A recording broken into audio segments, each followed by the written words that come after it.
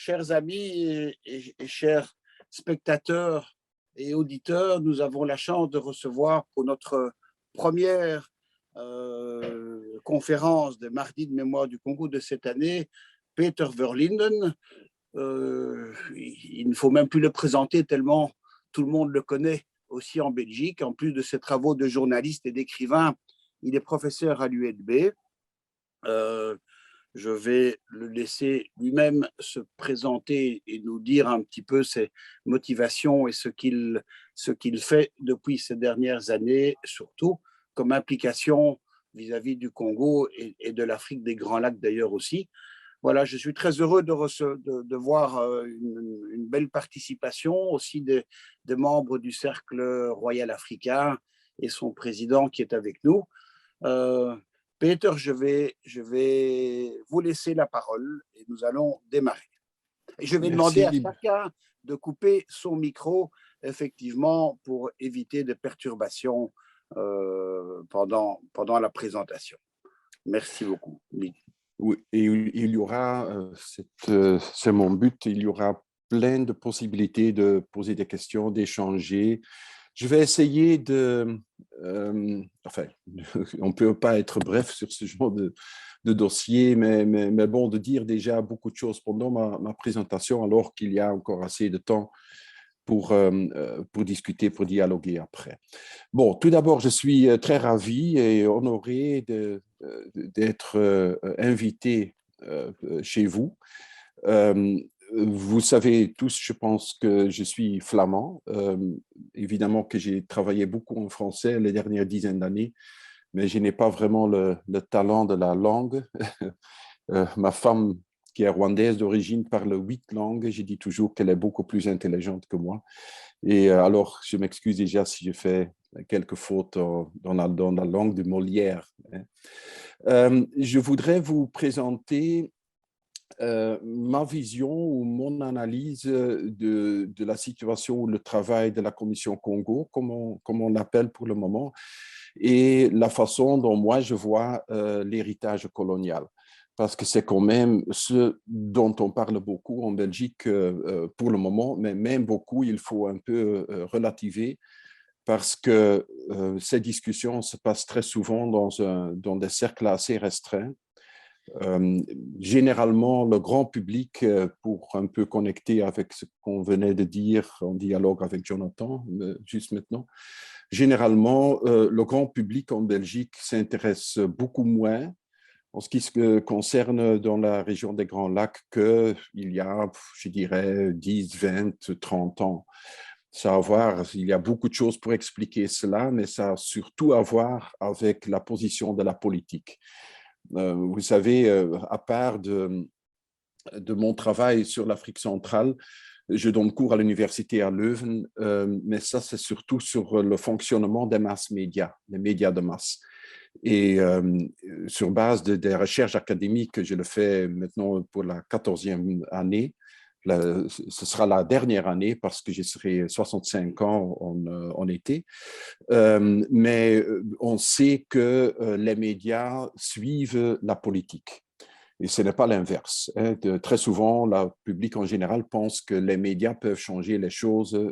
Je m'excuse pour... si vous êtes déçu quand je dis que ce n'est pas le cas. Ça, on connaît très bien. Dans les médias, on voit la réflexion ou les reflets de ce qui se passe dans le monde politique. Alors, puisque le monde politique s'intéresse guère pour la situation actuelle au Congo, Rwanda, Burundi, les médias ne suivent non plus. C'est un peu bizarre alors que l'intérêt s'est dirigé plutôt vers l'héritage colonial. Bon, ce n'est pas tout à fait nouveau. Mon livre de l'année passée, enfin déjà de 2020, plus que l'année avant, Zwarte trots, witte schaamte, sur le colonialisme et le racisme que vous voyez ici. C'est un livre qui était évidemment déjà en préparation avant que la Commission Congo avait démarré. Et ça veut dire que c'était un peu dans l'air du temps, de de faire le lien entre le colonialisme et le racisme et la situation actuelle, surtout en Belgique. Mais j'en parlerai suffisamment. Entre-temps, l'année passée, enfin le mois de décembre, il y a seulement 2 mois, est sorti encore l'autre livre, Tussen herinnering en realiteit, entre mémoire et réalité. Mais le sous-titre est beaucoup plus important, Les voix congolaises sur le temps colonial. En fait, pour être tout à fait honnête, c'est une sorte de réédition d'un livre que j'avais déjà écrit en 2008, mais j'ai pas tellement changé, mais j'ai surtout ajouté des voix que j'avais recueillies entre-temps. Et ce sont des témoignages que j'ai recueillis pendant une période de plus que 15 ans, pendant presque tous mes voyages que je faisais dans le temps quand j'étais encore journaliste à la VRT, la télévision publique flamande, entre 87 et 2019, comme j'ai mentionné ici. Pendant ce temps, j'ai fait au moins une cinquantaine de voyages, même plus, je pense, au Congo. Aussi Rwanda, Burundi, l'Ouganda, la Tanzanie, mais le Congo était évidemment le pays le plus important à visiter. Et pendant toutes ces années, j'ai essayé aussi, enfin pas dès le début, mais disons dès la fin des années 90, j'ai commencé à parler avec les Congolais sur place du temps colonial. Et ça avait à voir avec le fait que j'avais commencé à m'intéresser au temps colonial parce que je voyais, et ça c'est un élément clé dans ce que je vais expliquer ce matin, je voyais qu'il y a une relation très importante entre le temps colonial et la vie actuelle au Congo, pour un tas de raisons, toute une série de raisons que je vais vous expliquer. Et je pense que pour cette raison, de plus en plus, je m'intéressais à savoir qu'est-ce qui s'est passé exactement dans le temps colonial et surtout le témoignage des Congolais même. Et je vous dis déjà maintenant que pour moi, c'est un des grands manquements dans la Commission Congo, c'est qu'on n'écoute pas les voix des gens qui ont vécu le temps colonial, ni les Congolais au Congo, ni les Belges anciens coloniaux ou anciens coopérants, ou enfin qui étaient et sont très proches du Congo et qui ont vécu certaines choses, ou peut-être comme enfants entre-temps ou comme adultes, etc. Mais j'y reviens. Bon, j'ai écrit ces livres et je veux être dès le début très clair sur mes points de départ, hein, comment moi j'approche tout cela, aussi bien l'héritage colonial que le Congo actuel. Je pense que tout d'abord, c'est très important d'avoir une description précise de l'histoire coloniale avant de parler de n'importe autre chose. Hein, c'est-à-dire, on peut parler de l'héritage, on peut parler des conséquences, tout ce que vous voulez, mais avant de savoir les conséquences de quelque chose, il faut bien savoir ce qui s'est passé exactement. Le problème sur ce point, et je reviendrai quand je vais faire l'analyse de Rasmus, ce que je vais vous présenter, l'analyse du rapport des experts, hein, qui a été transmis à la Commission Congo au mois d'octobre passé, et sur lequel les politiciens se basent pour le moment pour continuer leur travail, hein, leurs hearings. Il faut constater que jusqu'à maintenant, il n'y a pas encore un consensus scientifique sur l'histoire coloniale. Et même les experts l'écrivent eux-mêmes dans leur rapport. C'est un peu contradictoire parce que dans les médias et dans certaines certaines opinion leaders, comme on dit, hein, les gens qui essayent de définir l'opinion publique sur ce sujet, ils font semblant comme si certaines choses sont déjà bien décrites et sont bien connues. Évidemment qu'il y a beaucoup de choses qui sont connues, mais l'approche historique est très souvent très différente. Et on va le voir aussi dans le rapport. Un deuxième point, pour moi, très important, si on veut travailler sur ce sujet, c'est de reconnaître le contexte et la complexité de l'histoire coloniale et alors de l'héritage colonial. Les simplismes qui font le tour un peu partout dans les médias, mais aussi dans la politique, ce n'est pas très encourageant parce que pour moi, après plus que 30 ans que je suis dans le dossier, c'est très souvent, si on commence à travailler dans un certain dossier, oui, de plus en plus, on se rend compte qu'il y a des choses qui manquent, des choses qui vous échappent, etc. Et là, dedans, et aussi pour le fonctionnement de la commission, j'ai déjà un très grand critique parce que je pense que pour parler et pour bien connaître ce qui s'est passé, il faut reconnaître tous les différents acteurs. Hein. Ce qu'on appelle maintenant, avec un peu dans la mode, stakeholders, c'est-à-dire les parties prenantes, aussi ceux d'hier que ceux d'aujourd'hui. Hein. Et je vous dis déjà que je suis fort déçu que jusqu'à maintenant, mais bon, le travail de la commission n'est pas encore fini, mais dans le rapport des experts, par exemple, il y a une quasi-absence des voix de ceux qui ont personnellement vécu ce temps colonial. Il y a des recherches, il y a des analyses, je vais revenir là-dessus en détail, mais il y a pas la voix de ceux qui ont vécu ce dont on parle. Il y a la voix très souvent, par exemple, la voix de la diaspora qui se trouve en Belgique, une diaspora qui est généralement assez jeune, dont beaucoup de gens sont nés en Belgique, mais c'est autre chose que les Congolais au Congo qui vivent quotidiennement dans la situation de leur propre pays.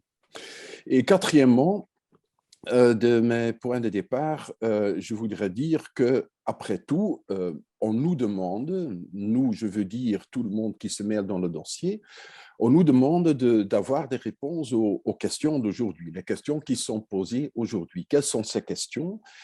Est-ce qu'il faut présenter des excuses aux Congolais pour le temps colonial? Bon, j'y reviendrai, mais ça, ce sont les questions qui se posent pour le moment.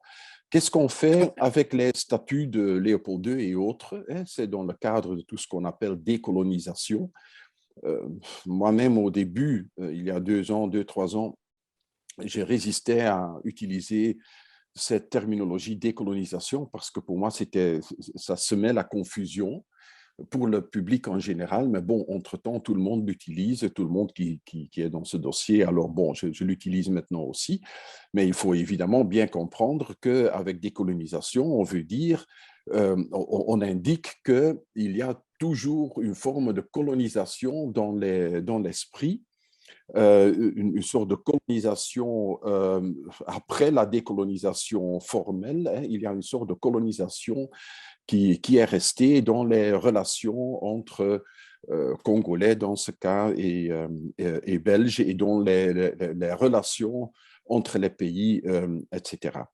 Bon, je pose les questions maintenant, les réponses, ça viendra. On fait même les liens avec certaines, bon, je dirais, certaines coutumes, hein, comme le père Fouettard, hein, qui s'appelle en flamand Zwarte Piet, et c'est là où se trouve le problème, hein, le fait que le Piet est noir, hein, et on fait le lien avec le Zwarte Piet et l'esclavagisme, par exemple, et le racisme, et les autres blackfaces, hein, les blancs qui se peignent en noir pour jouer le noir. Hein. Ce sont des traditions d'antan qui, jusqu'il y a, je dirais, une vingtaine d'années, personne ne se posait des questions là-dessus. Enfin, pas personne. Il y a dans mon livre, mon livre sur le colonialisme et le racisme, je mentionne que la discussion sur le père Fouettard, enfin sur Zwarte Piet, a commencé déjà dans les années 70 en Hollande et même chez nous un très petit peu, et sur le fait est-ce que c'est une signe de racisme envers cette personne, oui ou non. Mais bon, vous voyez qu'on lit des choses au colonialisme et à la décolonisation qui sont déjà très loin de cela, mais bon, c'est ça la question qui se pose. Moi, j'ajoute ou aussi, et ça c'est moins, mais je pense que c'est une question qui est pour moi prioritaire, c'est le rôle des élites congolaises actuelles dans tout ce dossier. Hein. La responsabilité des élites, des teneurs du pouvoir en Afrique et spécifiquement au Congo, quant à moi, la responsabilité est très grande pour le déroulement des choses actuellement au Congo. Et on risque, en discutant surtout du temps colonial, d'oublier ce qui se passe vraiment au Congo d'aujourd'hui, mais j'y reviendrai. Et une dernière chose dont on parle beaucoup aussi dans le rapport des experts et qui a été posée immédiatement comme question dès le début du démarrage de ce dossier, ça a été le lien, le possible, le probable, point d'interrogation, lien entre colonialisme et racisme.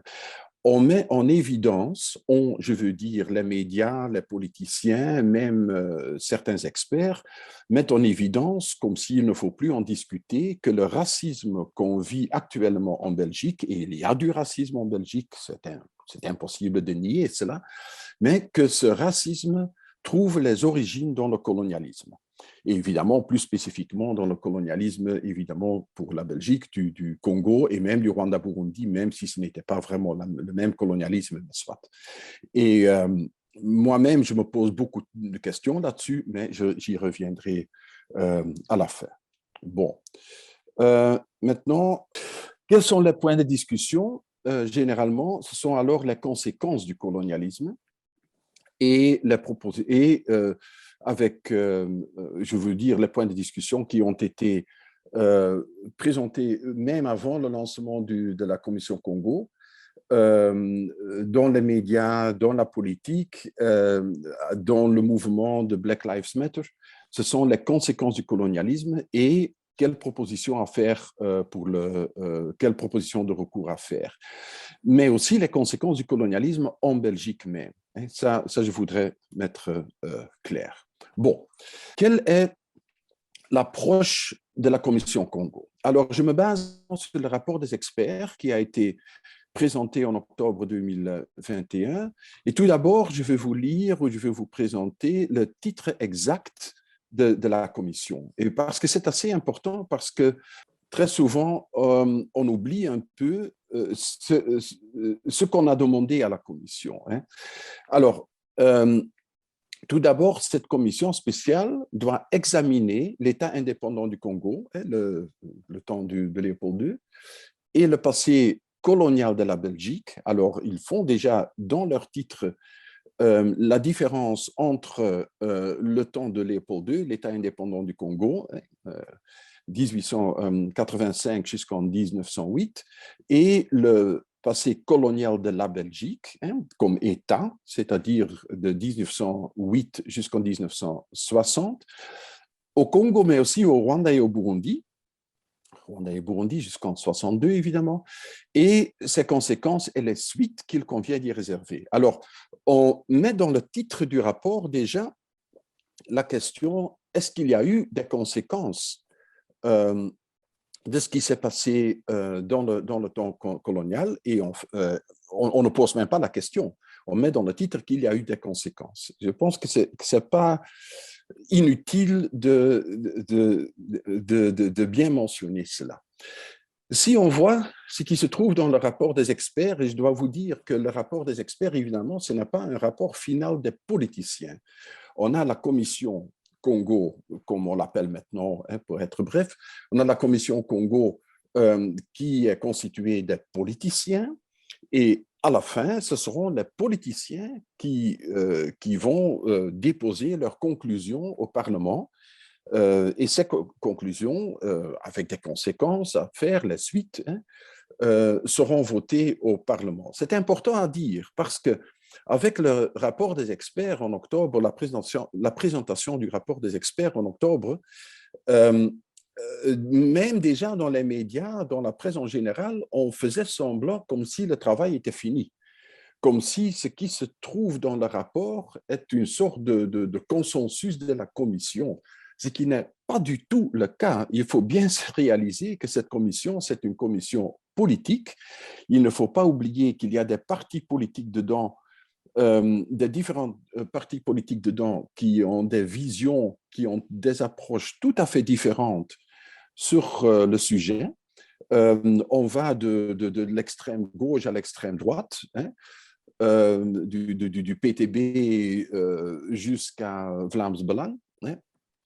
Et si on voit déjà et si on suit un petit peu ce qui se passe dans la commission, avec les questions des parlementaires, même certaines premières conclusions qui ont été déposées par les différents partis politiques suite au rapport des experts, on voit déjà où ça va arriver. Et personnellement, je pense que c'est important de faire une bonne analyse du rapport des experts. C'est vrai, c'est ce que je vais vous présenter, mais surtout, je vais essayer d'indiquer les éléments qui, quant à moi, vont inciter aux discussions politiques. Parce que de toute façon, ce sera une décision politique, quoi faire avec les constats qui seront faits. Et après le rapport, ce qui a déjà commencé, les politiciens ont commencé à inviter des experts, des témoins.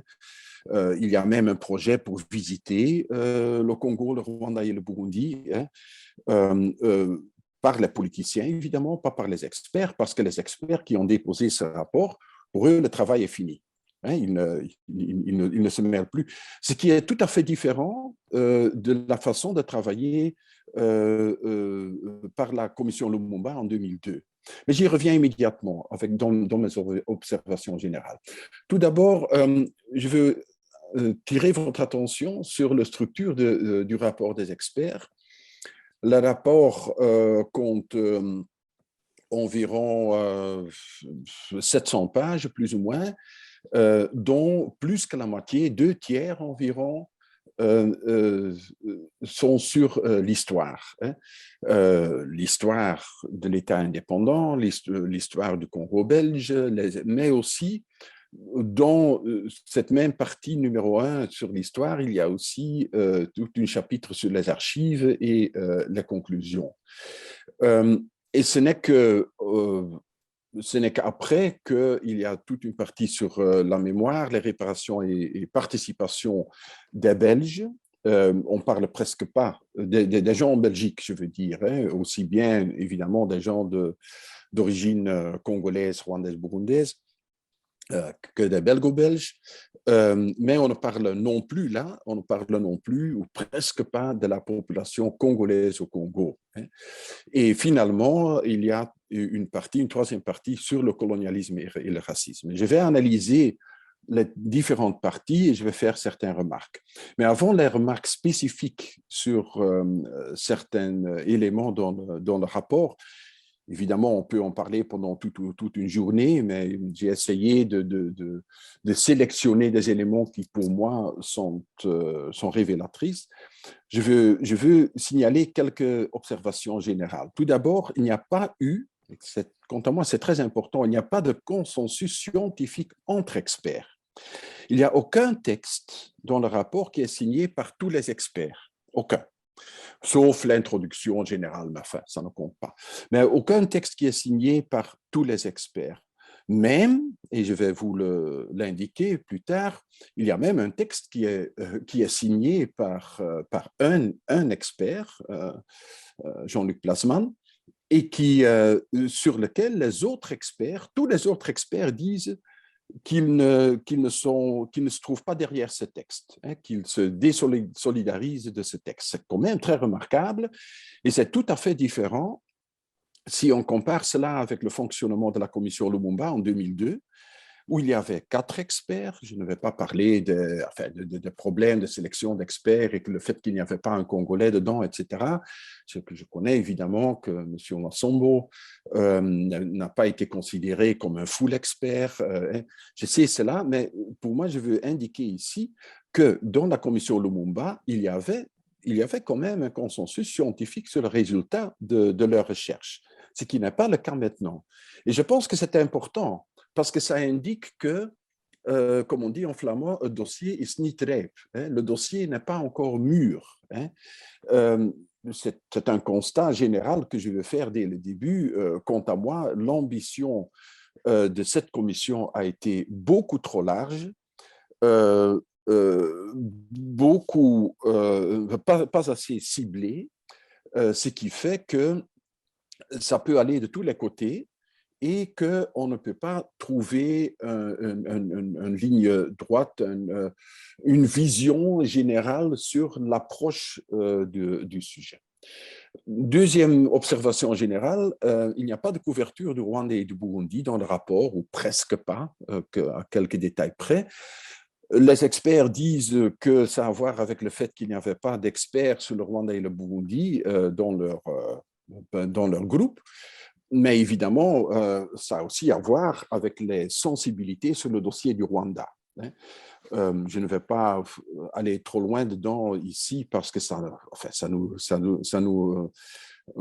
prendrait trop de temps, mais généralement, le problème avec le Rwanda dans ce sujet, c'est que le régime actuel au Rwanda indique clairement dans leur lecture historique officielle que la Belgique a une responsabilité dans le génocide sur les Tutsis de 94 à cause de la politique coloniale que la Belgique a menée pendant des décennies au Rwanda et aussi et surtout au moment de la décolonisation de l'indépendance. Et c'est un sujet très, très sensible et les experts ont sous couvert, en disant qu'ils n'ont pas assez d'expertise dans leur propre groupe, mais évidemment, c'était aussi une bonne occasion pour éviter cette patate chaude. Troisième constat général, il y a de grands déséquilibres entre sujets, entre périodes, entre recommandations, entre rédactions de textes, etc. Le rapport en global n'est pas homogène. Il y a certains sujets, certaines périodes, je vais vous donner des exemples immédiatement, qui sont traités d'une façon très détaillée, vraiment en profondeur, mais il y a beaucoup de sujets et de périodes qui sont presque pas touchés. Il y a des recommandations sur certains éléments, mais il n'y a pas de recommandations sur d'autres. Et même la façon de rédiger les textes a été très différente. Il y a des textes qui sont très académiques, il y a des textes qui sont journalistiques, il y a même des textes qui sont plutôt des textes d'une militante qui va défendre une certaine opinion. Et quatrième constat, et peut-être le plus important, c'est qu'il y a un grand manquement de certains contextes historiques, mais même plus loin qu'historiques, qui, selon moi, sont très importants. Par exemple, on n'écrit presque pas sur la situation géopolitique, de temps en temps bien, mais très superficiellement, sur la situation géopolitique dans les différentes périodes du temps colonial. Je dis maintenant temps colonial aussi pour le temps de Léopold II, même si strictement, dit-on, ce n'était pas vraiment une colonie parce que c'était un État indépendant sur lequel Léopold II régnait, mais enfin, soit, mais pour être bref et synthétique, je dis temps colonial pour toutes les périodes ensemble.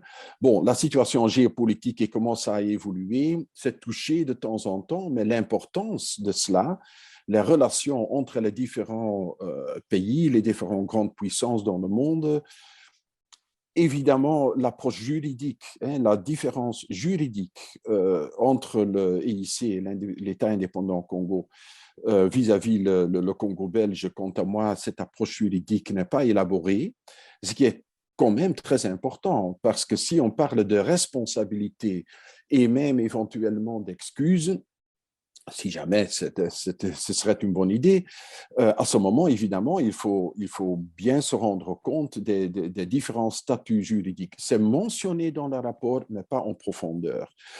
Et pour moi, un des grands manquements, c'est que l'approche économique, aussi bien sur le niveau micro, c'est-à-dire les entreprises, etc., que macro, entre États, cette approche économique manque aussi.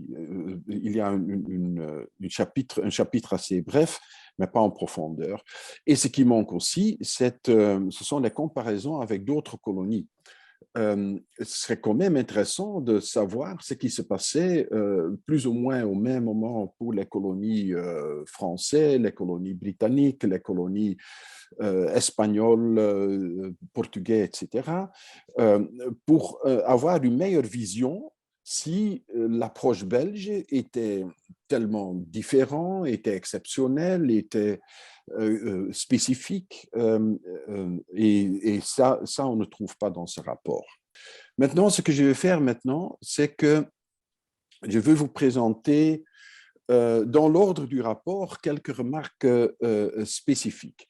J'ai mentionné les pages, surtout pour ceux qui, évidemment, que cette présentation, je peux et je veux vous l'envoyer, alors que vous pouvez le lire encore à l'aise, parce qu'il y a beaucoup dedans.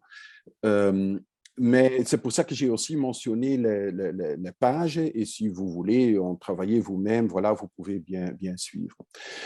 Et c'est aussi une sélection, hein, parce que c'est un rapport de presque 700 pages, c'est impossible d'analyser tout. Alors, j'ai recueilli un peu les éléments qui, pour moi, hein, c'est ma propre sélection, sont représentatifs un peu pour le rapport en global. Mais ce n'est pas, évidemment, c'est impossible d'être complet.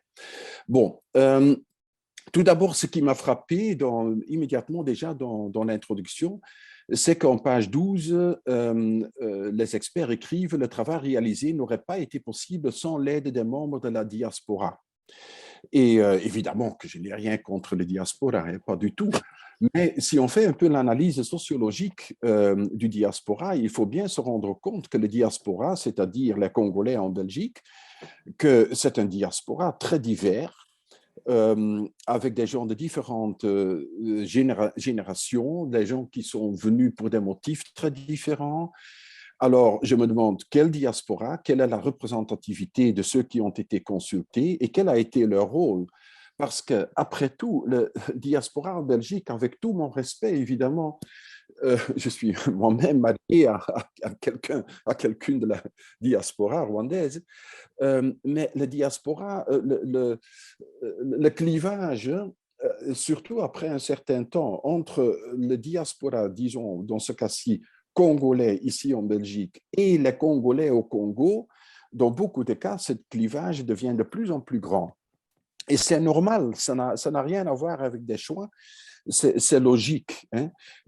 C'est de la même façon qu'il y a une diaspora belge au Québec, par exemple, que j'ai étudié dans le temps parce que j'ai écrit un livre sur le Québec. Si on parle avec ces Belges au Québec qui ont quitté la Belgique il y a 5 ans, 10 ans, 20 ans, 30 ans, 40 ans, leur vision sur la Belgique, leur vision sur leur vie, leur vision sur le monde, ça change. Alors, il faut être très prudent en utilisant, sauf évidemment pour les sujets comme le racisme que les gens de la diaspora peuvent vivre, être victimes de cela, ça c'est différent. Mais alors, ils parlent du racisme, ils ne parlent pas du temps colonial, ou ils ne parlent pas des conséquences du temps colonial au Congo. Hein. Bon, ça je voulais signaler. En page 13, par exemple, le texte mentionne le contexte du rapport historique. Et moi, je ne peux que constater que j'ai déjà dit quelque chose là-dessus, mais maintenant, je vais plus en profondeur, que la sélection d'éléments, dans le texte, les experts mentionnent clairement que leur récit historique sur ce qui s'est passé vraiment, aussi bien dans l'État indépendant Congo que au Congo belge, que ce n'est pas complet. Et que c'est une sorte de sélection qu'ils ont fait, une sorte de sélection basée sur certains points de départ de leur choix. Hein. Moi, j'ai quand même un peu de problème avec cela, parce qu'en fait, ce que les experts ont fait, si on fait une combinaison d'autres experts, hein, si on met pas 6 autres historiens ensemble sur ce même sujet, on risque d'avoir un autre rapport historique. Je ne dirais pas que ce sera à 100% différent, mais quand même, certaines approches seront différentes. Et le texte de Plasman sur l'État indépendant du Congo est aussi un très bon exemple de cela, parce que lui, il a écrit, c'est une annexe dans le rapport, il a écrit sur l'EIC d'une autre façon que les autres experts de la commission ont écrit sur le même sujet. Alors, il faut bien se rendre compte qu'ils ont fait sciemment une sélection d'éléments qui n'ont pas eu l'ambition ni la volonté d'être complets. Évidemment, je sais très, très bien que c'est impossible d'être complet, mais c'est une façon d'approcher. On peut être complet dans un aperçu global, même si on ne va pas dans les détails. Alors, ce qu'ils ont fait, c'est, pour certains sujets, ils sont allés pleinement dans les détails, sur certains, hein, je vais vous donner des exemples, et sur d'autres sujets, ils sont restés très superficiels. Il y a une limitation d'expertise. Il y a aussi, pour moi, un narratif qui oublie, pour moi, le contexte actuel. Il y a toute une discussion qui est très intéressante, mais où les experts prennent pleinement position. Mais pour moi, il faut se poser la question, est-ce que cette position est Bon, c'est une opinion ou est-ce que c'est vraiment une analyse scientifique? Eux, ils prétendent que c'est une analyse scientifique, c'est-à-dire contre l'approche, ce qu'ils appellent l'approche bilinéaire, c'est-à-dire ce qu'on appelle le balance sheet approach. Qu'est-ce que ça veut dire? Ils disent que sur le temps colonial, très souvent, on dit oui, il y a eu de mauvaises choses et il y a eu de bonnes choses. Et il faut les comparer, il faut les mettre sur la balance, hein. Et eux, ils sont contre cette approche. Moi, je ne dis pas si je suis pour ou contre cette approche, mais eux, ils choisissent clairement pour dire on ne va pas tenir compte des soi-disant bonnes choses de la colonisation, on va seulement parler des choses discutables, hein. Euh, j'ai quand même beaucoup de doutes sur cette. Moi, personnellement, je ne suis non plus pour cette approche de balance, hein, pour dire il y a eu autant de bonnes choses, construction des infrastructures, enseignement, etc., etc. Il y a autant de choses qui étaient mauvaises, par exemple le fait que les Congolais n'aient pas maître chez eux, etc., hein, politiquement, qu'il n'y avait pas de pouvoir dans le temps colonial. Et comme si on pourrait faire la balance. Moi, je pense que ce n'est pas possible de faire la balance et je ne suis pas pour cette approche bilinéaire, mais je suis non plus pour l'approche pour dire qu'il faut complètement négliger les réalisations du temps colonial, même si ces réalisations se sont faites dans un contexte colonial. Si on veut ou non, il y a eu des écoles qui ont été construites, il y a eu de l'enseignement qui a été donné, il y a eu le système de soins de santé qui a été réalisé, il y a eu l'infrastructure de mobilité, etc., etc. Et tout ce qui a été réalisé, plus ou moins encore présent au Congo, même si c'est dans un état, évidemment, comme nous savons tous, délabré.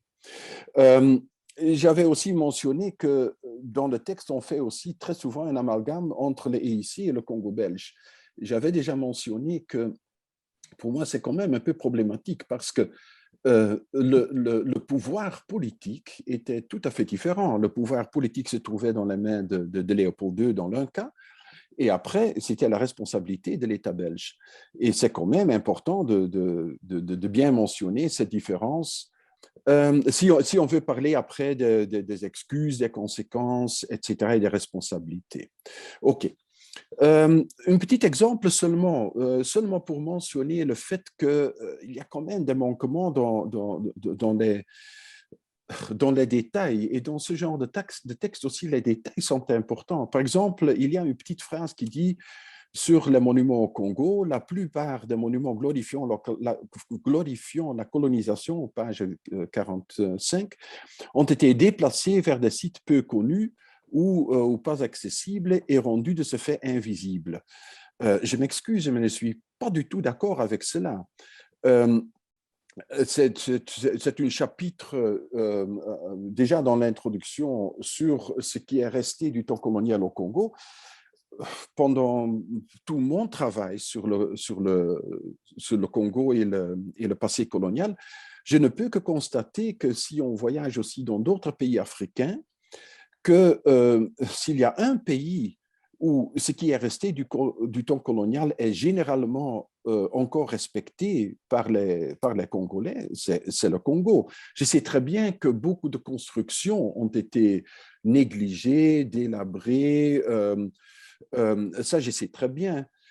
Mais c'est très rare, à part des quelques statues dans le temps de Mobutu, dans les années 70, fin 60 même déjà, que Mobutu a incité à démolir quelques statues, le statut d'Albert Ier, le statut de Léopold II, etc. Mais ce qui est aussi remarquable, que ces statues n'ont pas été cassées, pas du tout. Je les ai vues encore au moment qu'ils n'étaient pas encore remontés sur le mont Galliema, où ils se trouvent maintenant. Mais personne n'a vraiment cassé et fait disparaître les statues. C'est déjà un élément, mais il y a plus que ça. Il y a beaucoup d'immeubles coloniaux ou du temps colonial qui sont fort respectés. Au Congo, généralement, on n'a pas essayé de changer le visage du pays. Bon, ça, je voulais quand même mentionner, mais ce n'est qu'un petit exemple des choses qui sont glissées dans le rapport. J'ai beaucoup de questions.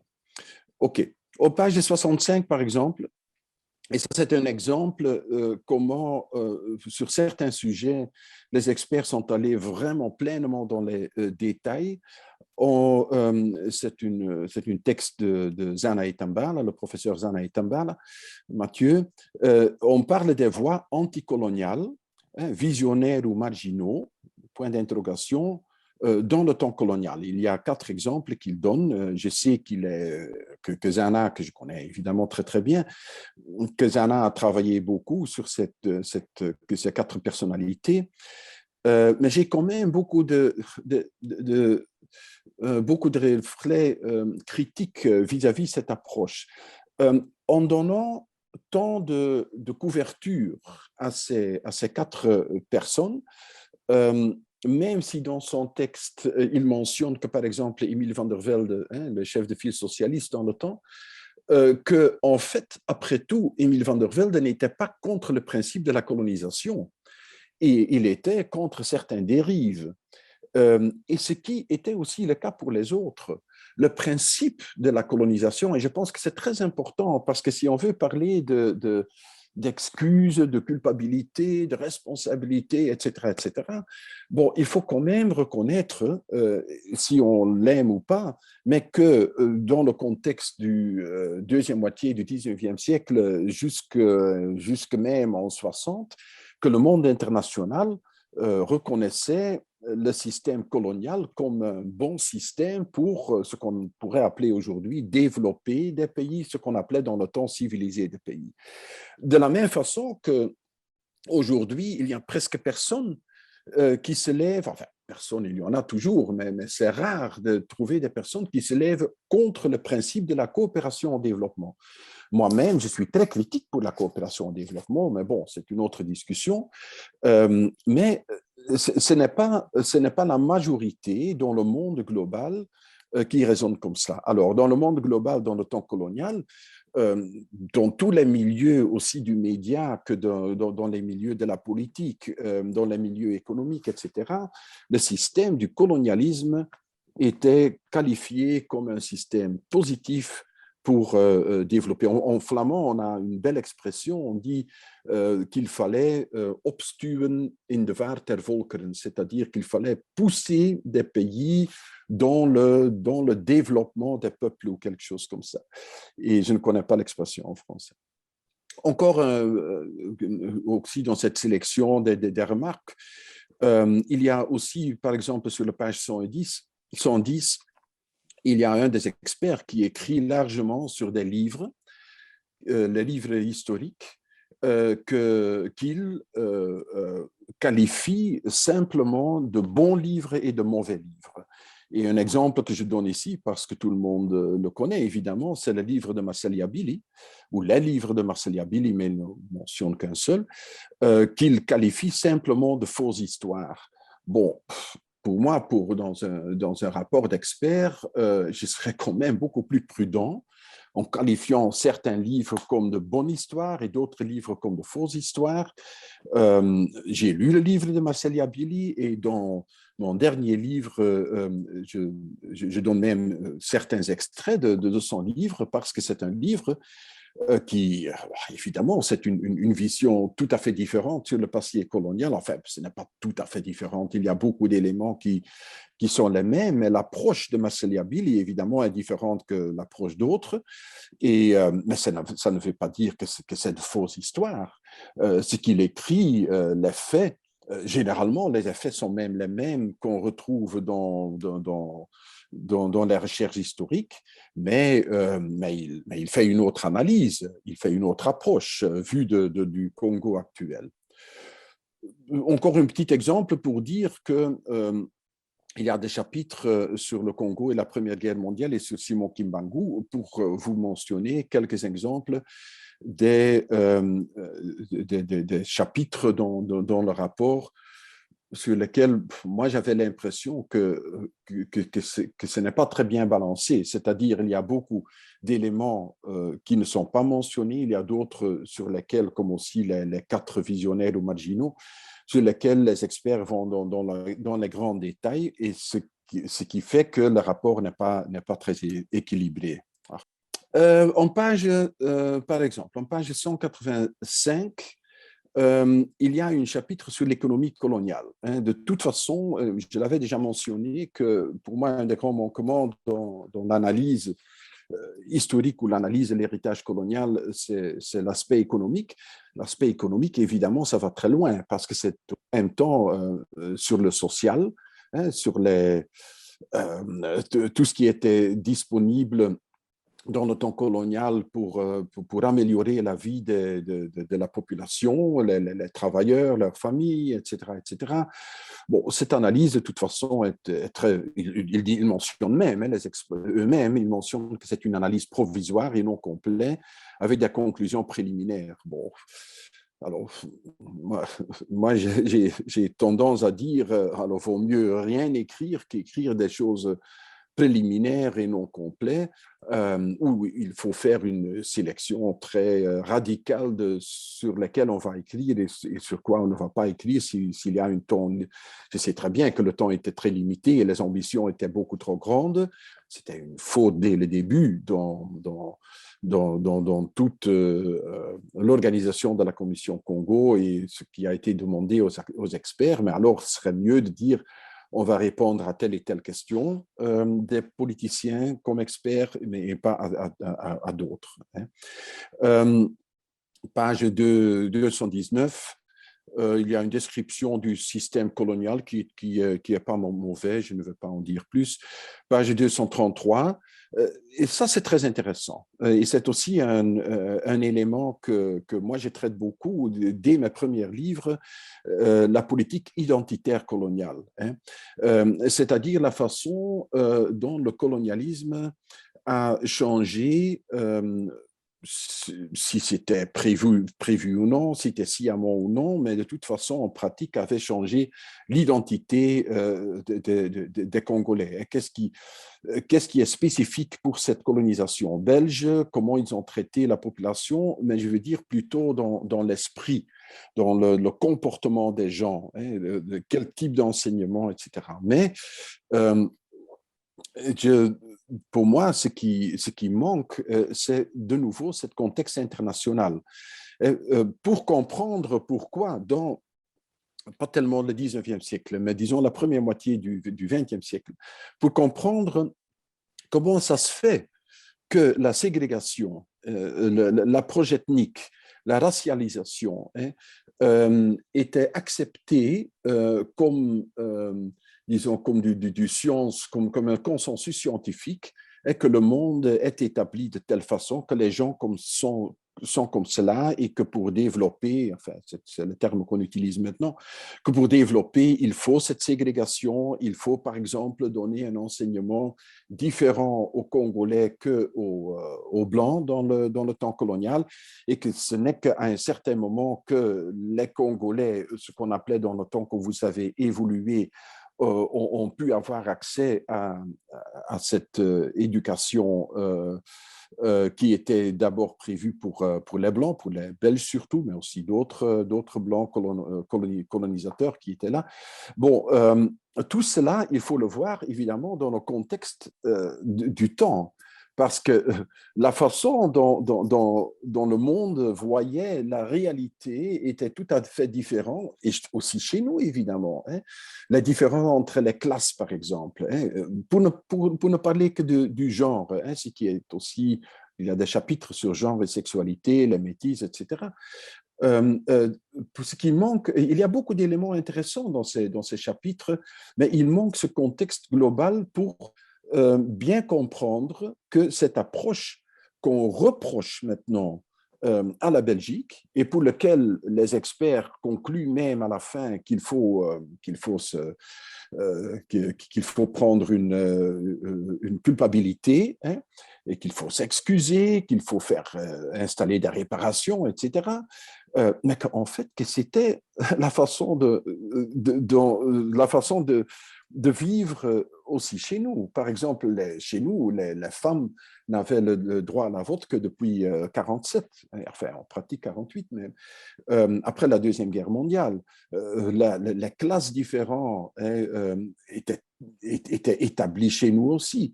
Les riches ne se marient pas, n'allaient pas se marier avec des pauvres ou avec des gens de basse classe, des choses comme cela. Alors, toute cette approche mondiale qui manque pour moi dans ce rapport. Page 298, etc. Il y a sur les collections coloniales, j'y reviens parce qu'après, ce sera sur la restitution. Il y a des réflexions sur la fin du colonialisme, sur les archives. Il y a moins à dire pour moi là-dessus. Hein.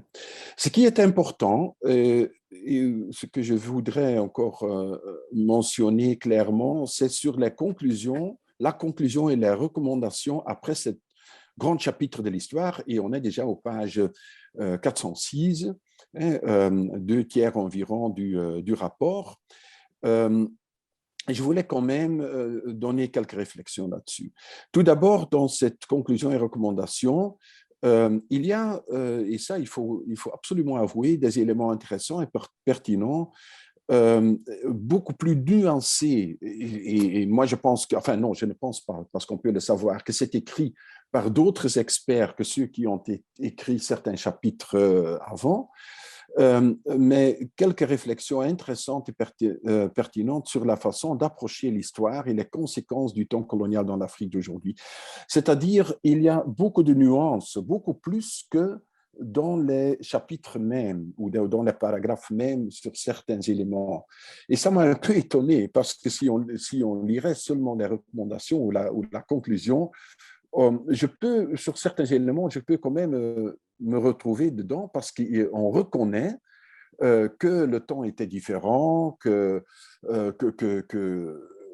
le système colonial était conçu à un moment que le monde avait... Enfin, on ne va pas dans les détails, c'est seulement dans la conclusion qu'on touche aux éléments des différences entre les grandes périodes de l'histoire, etc. On mentionne aussi, et pour moi c'est quand même intéressant, qu'il y a un impact du colonialisme sur les différents terrains et qu'il ne faut pas seulement rester sur, par exemple, le terrain des crimes, hein, des crimes qui sont faits ou de la répression, tout cela, mais plutôt l'impact sur des terrains globaux, hein, la politique, la culture, le social, la psychologie des gens, etc. Il y a tout un débat sur la violence systémique ou non. Et c'est évidemment tout un débat, mais un débat où il n'y a pas de conclusion. C'est-à-dire, les experts tendent à conclure que la violence dans le temps colonial était instaurée dans le système, mais en même temps, dans un autre chapitre, il mentionne que dans le système juridique, il y avait une justice. Hein. On parle on parle plutôt du temps du Congo belge, parce que tout ce qui est justice n'était pas encore tant développé dans le EIC, mais on parle... là, il y a des contradictions. Hein. Pour moi, le colonialisme comme tel, c'est une forme d'occupation. Et c'est-à-dire que c'est l'un pays qui occupe un autre pays. Et si on occupe un autre pays, évidemment que les rapports de pouvoir vont changer. C'est l'occupant qui devient le maître. Hein. Et dans ce sens, il y a évidemment une forme de violence systémique. Mais cette violence systémique ne va pas nécessairement ou ne doit pas nécessairement être présent pour toute personne colonisée. Ce n'est pas parce qu'il y a un déséquilibre dans le pouvoir, hein, c'est-à-dire les uns ont le pouvoir, les autres n'ont pas, ça ne veut pas dire que nécessairement ceux qui n'ont pas le pouvoir vont subir de la violence. Ce n'est pas nécessaire, ce n'était non plus le cas, ce n'était non plus le cas même pendant la Deuxième Guerre mondiale chez nous. Et la Première Guerre mondiale, il y avait des endroits où les Allemands étaient maîtres chez nous, mais où il n'y avait pas de violence envers la population civile. Hein. Alors, je pense que c'est un débat qui, les experts ne savent clairement pas très bien comment sortir de ces débats, mais ils tendent à dire que la violence était systémique.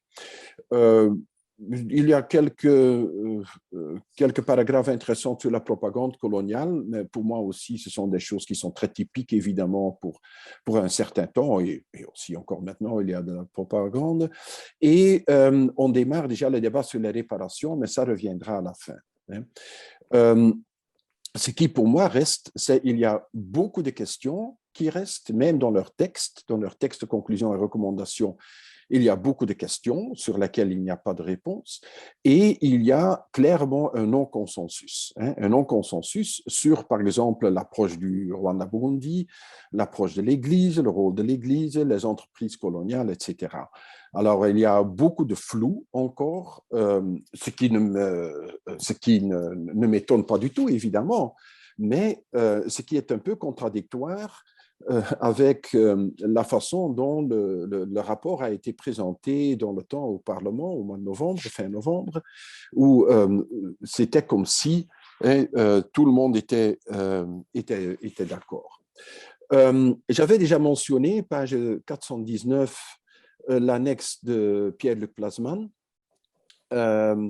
qui est explicitement non souscrit par les autres historiens, et c'est quand même remarquable qu'il y a un des experts qui ajoute un texte d'une trentaine de pages, un texte sur lequel les autres historiens de la commission disent qu'ils ne peuvent pas soutenir cela, alors que Pierre-Luc Plasman, si on veut ou non, il a fait son doctorat sur l'EIC. C'est probablement en Belgique pour le moment un des plus grands connaisseurs aussi, enfin, chez les jeunes, entre guillemets, il n'est plus tellement jeune, mais enfin, ce n'est plus le temps de Jean Stengers, etc.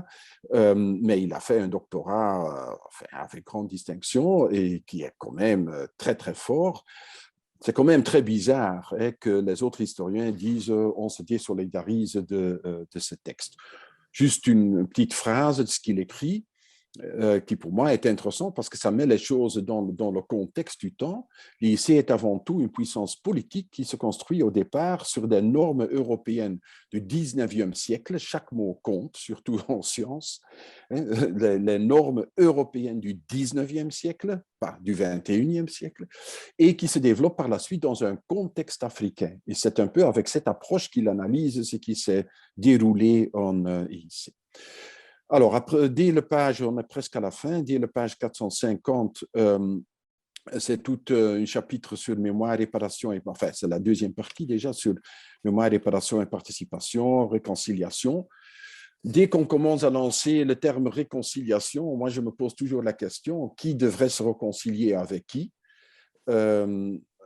qui offre et qui demande. S'il faut se réconcilier, ça veut dire qu'il y a des gens qui ont profité de quelque chose et d'autres qui ont été victimes. Pour moi, ce n'est pas clair du tout non plus la comparaison avec la Commission Vérité et Réconciliation en Afrique du Sud, qui est en long et en large explicité comment ça a fonctionné, etc. Je m'excuse, mais je ne vois pas comment quel est le lien entre les deux. Évidemment qu'il y a des éléments semblables, etc. Mais c'est quand même incomparable, hein, ce qui s'est passé en Afrique du Sud où les gens étaient assassinés, où il y a eu beaucoup de violence envers tout le monde qui voulait changer le système politique, etc. Alors, on est au dernier slide sur la commission. Après, j'ai encore quelques conclusions. Il y a sur les réparations, ça est devenu la discussion centrale lors de la présentation publique du rapport. Mais quand même, et ça il faut aussi mentionner, dans le texte se trouve aussi une petite phrase qui est pour moi une phrase clé, et dont j'ai déjà parlé. La colonisation n'était pas considérée comme un fait internationalement illicite jusqu'à ce qu'elle soit rejetée pour la première fois par l'Assemblée générale des Nations unies en 1960, appelant les États à mettre fin au colonialisme sous toutes ses formes et manifestations. C'est quand même très important, mais les experts ne tirent pas leurs conclusions sur base de cette petite phrase parce qu'ils restent quand même coincés à l'idée qu'il faut quand même des réparations, mais des réparations plutôt sur base de ce qui est mentionné en page 477, un peu plus loin, sur base d'une injustice historique. Hein. Et ça, évidemment, pour moi, c'est la discussion fondamentale. Hein. La discussion fondamentale, est-ce qu'on peut parler de le plaidoyer des experts est de réparation pour une injustice historique pour laquelle les responsables d'aujourd'hui ne sont pas responsables. Hein. Les injustices historiques se sont manifestées, ça se manifeste toujours et c'est répétitif, mais c'est quand même une voie, enfin, c'est vraiment à discuter. Ça, c'est pour moi la discussion fondamentale de tout ce rapport, même si on constate hein,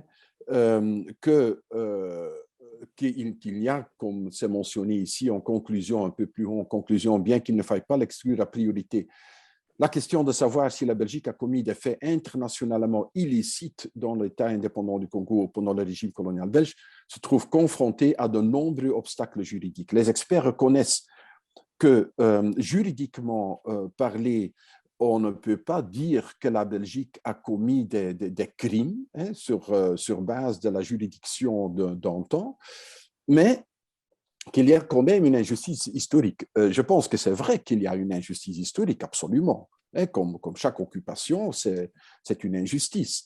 Mais est-ce qu'on peut alors conclure qu'il faut quand même aller dans le stade de réparation dans cette discussion qui a été menée lors de la présentation du rapport, immédiatement, il y a eu une grande attention pour tout ce qui est réparation financière, mais les experts, dans leur réponse à ce moment, j'ai suivi la session de la commission à ce moment, on dit non, mais il ne faut pas toujours parler de forme financière, pour restituer, pour réparer. Il faut parler aussi ou surtout des réparations symboliques et d'autres mesures. Moi, je me demande alors qui demande quoi, hein, qu'est-ce que demandent les Congolais du Congo? Et ça, c'est une voix qui manque, comme j'ai déjà mentionné.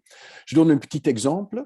Une des propositions dans ce texte de réparation, c'est de revoir les conditions d'obtention de la nationalité belge pour les personnes de nationalité congolaise, rwandaise ou burundaise et faciliter cette obtention, surtout si ces personnes ont un lien particulier avec la Belgique. Évidemment, une telle proposition ne sera jamais réalisée, pas du tout, mais ça indique quand même que l'approche de certains experts, et surtout l'expert qui a écrit cette partie, c'est quand même un peu, enfin, c'est plutôt une forme de militantisme qu'une analyse d'expertise. Parce que ce genre de proposition, tout le monde sait que juridiquement, c'est impossible de le voir comme ça. On ne peut pas dire, puisqu'on est congolais, rwandais, burundais, on peut facilement avoir une nationalité belge. Ça ne marche pas comme ça dans la diplomatie. Bon, j'ai beaucoup de doutes là-dessus. Et pour finir, il y a encore, je voudrais mentionner un chapitre sur l'assassinat de Patrice Lumumba et je le mentionne simplement parce que c'est un bon exemple pour moi où on voit que la qualité du rapport n'est pas homogène du tout. J'ai très bien suivi moi-même dans le temps cette commission spéciale parlementaire pour le parlementaire en 2001-2002.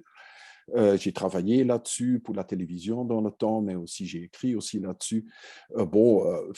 Cette petite paragraphe n'est pas exacte sur les faits. Non plus basé sur des recherches académiques. Il n'y a pas de sources, seulement des sources des médias. Toute la discussion sur la Fondation Lumumba n'est pas élaborée, alors que c'est présenté comme des erreurs politiques, alors que c'est beaucoup plus compliqué que cela. Et de la même façon, page 520, le rôle de la Belgique dans le génocide des Tutsis au Rwanda, une faute de frappe ici, je m'excuse. Aussi, toute cette paragraphe n'est pas fondée sur des recherches connues et il n'y a pas de consensus scientifique, pas du tout sur le lien entre la politique belge et le génocide des Tutsis. Ça, c'est plutôt le narratif qui est répandu maintenant par le régime au Rwanda, à Kigali, mais ce n'est pas scientifiquement fondé. La restitution, c'est un débat spécifique que je ne veux pas aborder ici. Ça, on en a parlé déjà suffisamment.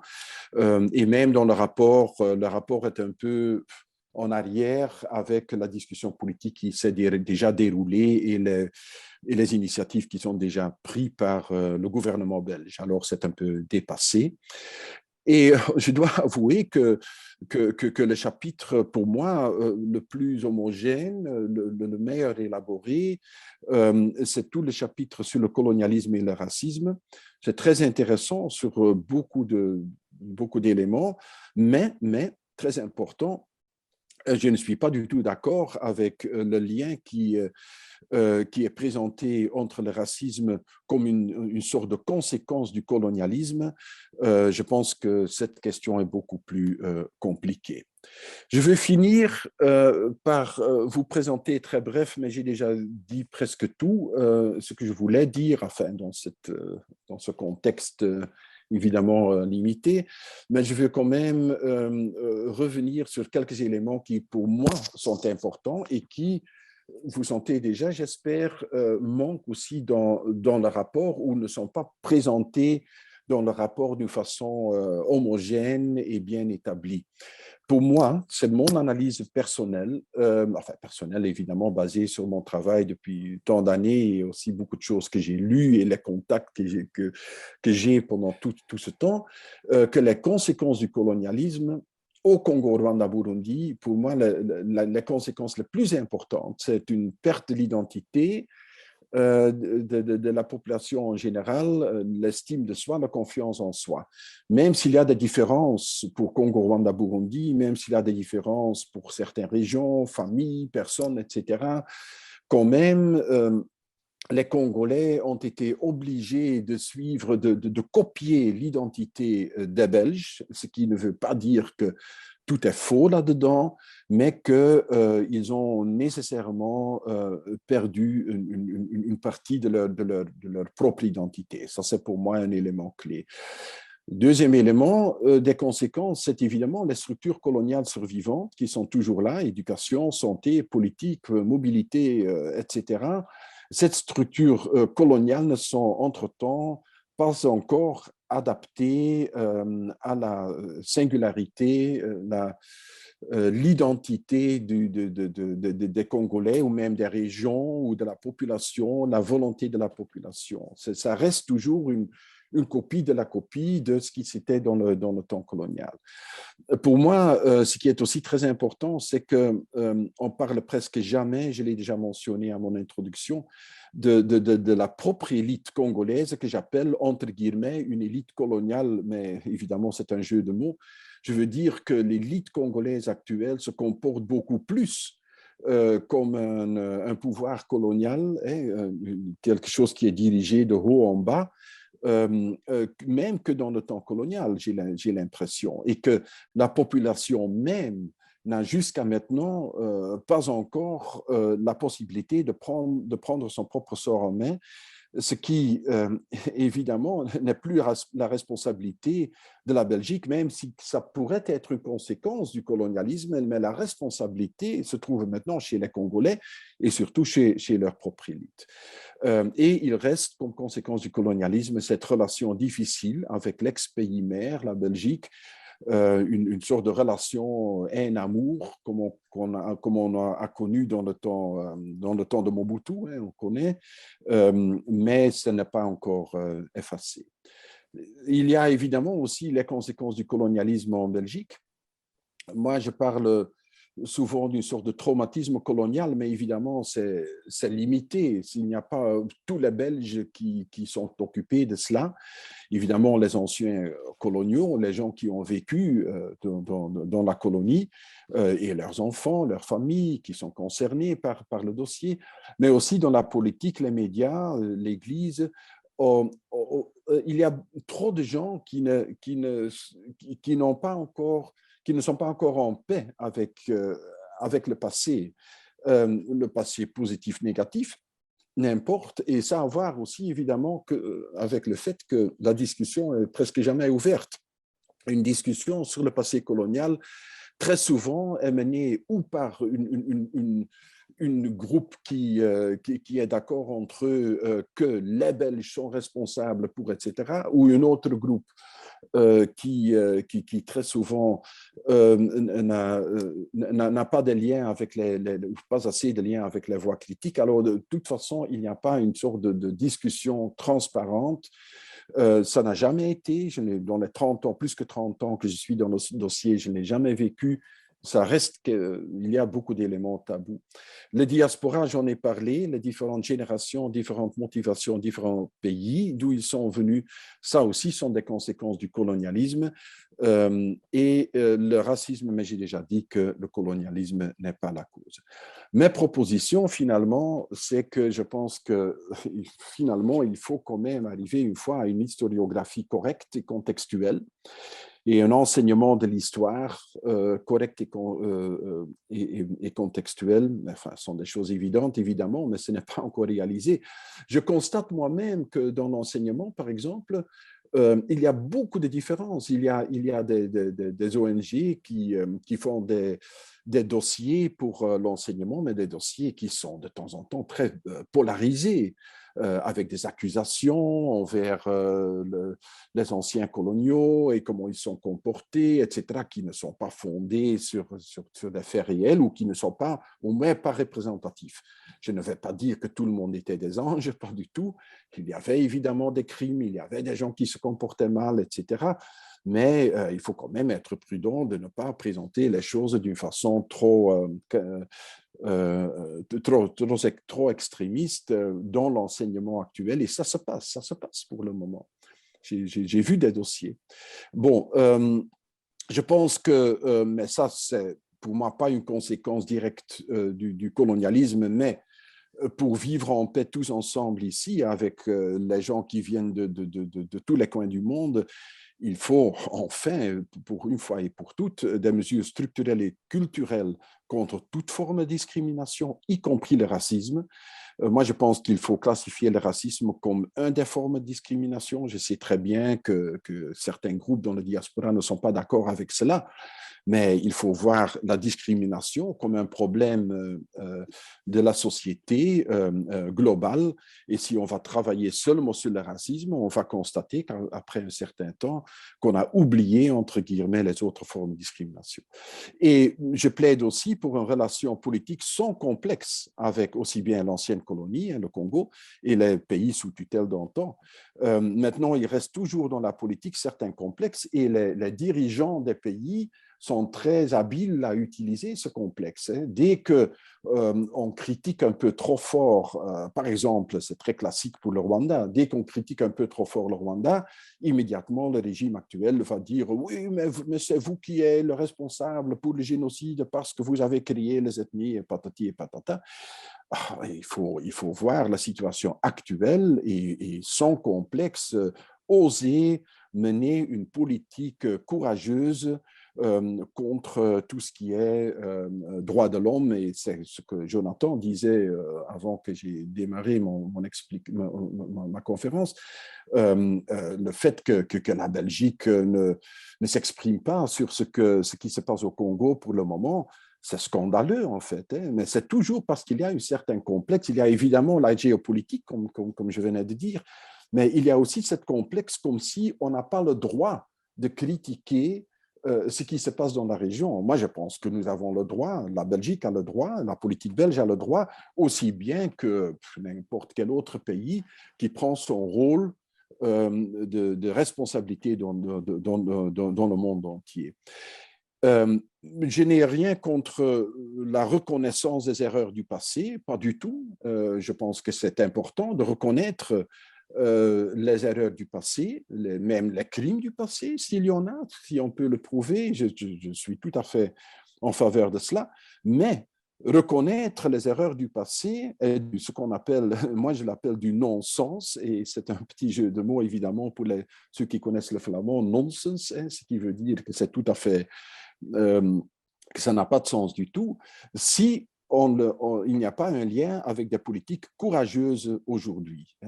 Moi, je l'appelle une opération de blanchissement politique. C'est très facile pour les politiciens et je pense qu'il y a un grand risque, un très grand risque, que cette commission va terminer avec cela, qu'on fera même certaines excuses où on va reconnaître que la Belgique a fait ceci et cela, Léopold II a fait ceci et cela, que c'était faux et archi faux, et même qu'il faut s'excuser. Et en même temps, on ne parle pas des morts, des assassinats, des villages brûlés, etc., qui se passent chaque jour encore dans la région, maintenant, actuellement, et je pense que c'est ça qui est un grand manque de courage. Je l'ai dit, mais déjà dans le temps de la commission Lumumba, quand on parlait de ce qui s'était passé en 60-61, comme reporter à la télévision dans le temps, moi je mentionnais à ce moment, on parle de 2001-2002, je disais très souvent dans mes reportages, et maintenant que les parlementaires s'occupent des choses qui se sont passées il y a 40 ans, au même temps, au Congo, il y a la guerre qui continue, parce qu'il y avait déjà la guerre. Il y a la guerre qui continue, il y a des gens qui meurent, et ça, pour moi, ça me rend de temps en temps un peu. Voilà. J'ai terminé avec ma présentation. Mes excuses que j'ai pris un peu trop de temps, mes excuses pour cela. Je vais terminer le share et je vous redonne la parole. Voilà. Merci Peter, c'était vraiment un tableau excessivement complet. Tous les points ont été abordés et je crois que c'est un éclairage que nous aurons tous apprécié. Merci pour cette présentation. L'élément vraiment principal, et tu l'avais bien rappelé aussi, ça sera pour une vraie réconciliation, c'est de mieux connaître ce passé. Et c'est donc de faire un vrai travail de pédagogie, et c'est donc de trouver des véritables récits historiques, pédagogiques, qui englobent la totalité de cette histoire, et non pas de vouloir tirer des couvertures idéologiques à soi, comme certains veulent le faire, et comme ça a été trop souvent le cas jusqu'ici. Voilà, merci à vous tous d'avoir été présents, et bonne journée, bon après-midi, bon appétit, et à se retrouver le mois prochain.